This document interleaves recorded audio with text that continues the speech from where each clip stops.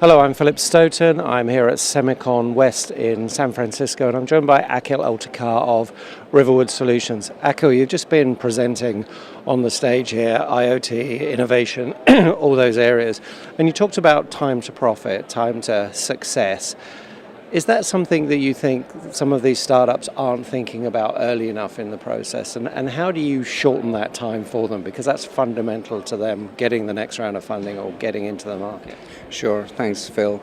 You're right, Phil. I think where we have seen working with the startups, whether it's IoT, medical devices, wearables, consumer electronics, one of the key ingredients is from a manufacturing perspective.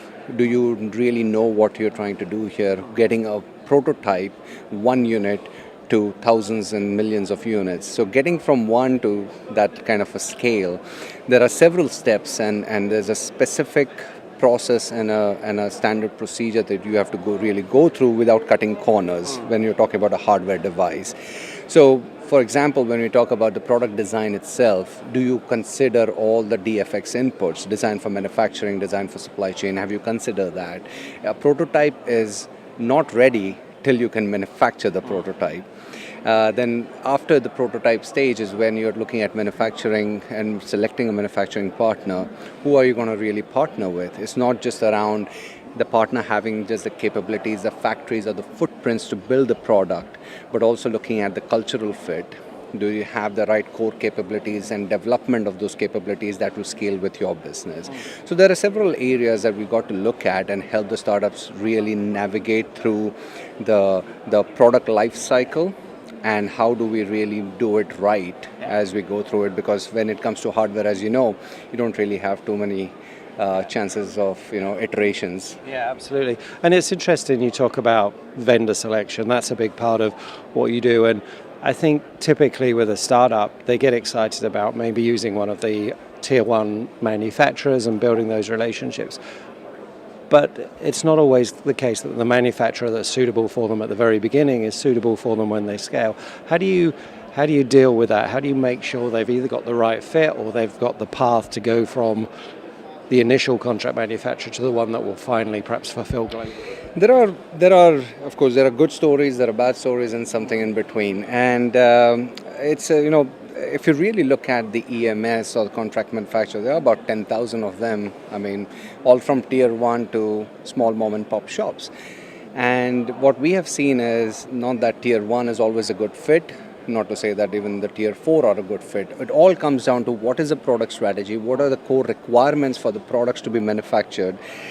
Does the supplier or the CM have the capabilities and, more importantly, the passion to manufacture those kind of products? Can they scale with you?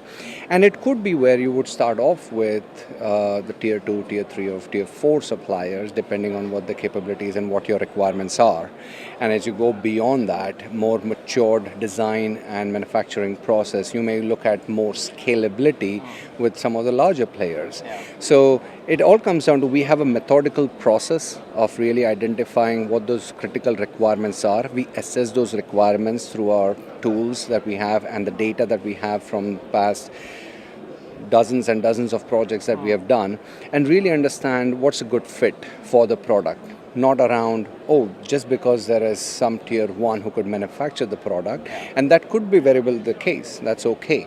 But it's a methodical approach, data-driven approach to really understand the requirements and then try and fit the right suppliers or the right partners for manufacturing. I like that you use the word that they have to have a passion to manufacture, because I think that's a really important issue. Sometimes it feels like particularly some of the bigger manufacturers want lots of these small projects and lots of these small businesses, but will they be able to support them in the long term? So it's actually got to feel like it's the right product for the contract manufacturer as well as the customer.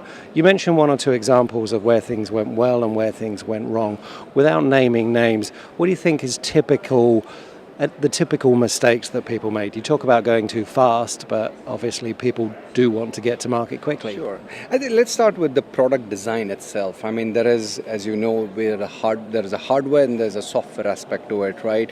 And right up front in the design of the product, I think these two teams have to come together from a functionality perspective of what the product needs from a software side and from a design and functionality on the hardware side. I think that's very, very critical, which we have seen in the past, and some of the companies have not really collaborated on those two fronts. Specific to hardware, I'll give you one other examples where the selection for the contract manufacturer was made, not a good selection in terms of what the capabilities were, and the customer ended up changing the contract manufacturer 4 times in the process, and unfortunately didn't really go down too well with the company and the business. But on the other side, we have seen customers where it was a very methodical process around what the product is, who can manufacture it, are they the right partner culturally as well, and a good fit. Where should the manufacturing be done, whether it's Asia or in the US or Mexico. And really methodical approach to determine that partner. And then most importantly, it's not about what you negotiate with your CM or your manufacturing or your supply chain partners, but how do you manage them as you go through.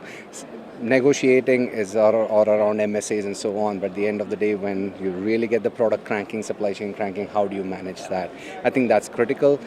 Many of our customers have really embedded with the CEM, work and collaborated, but it's very important not to assume that your contract manufacturer or your supply chain partners are going to care about your product as much as you do. So you have to really manage those. Yeah, and I know, for example, one of the examples you gave was a supply chain design where you actually won an award for that. So congratulations on that.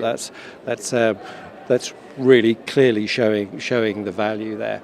And we really do need these innovative companies to bring out new products, but they need to really connect with people like you to be able to get them to market, to get them there, to make better decisions and to make better products.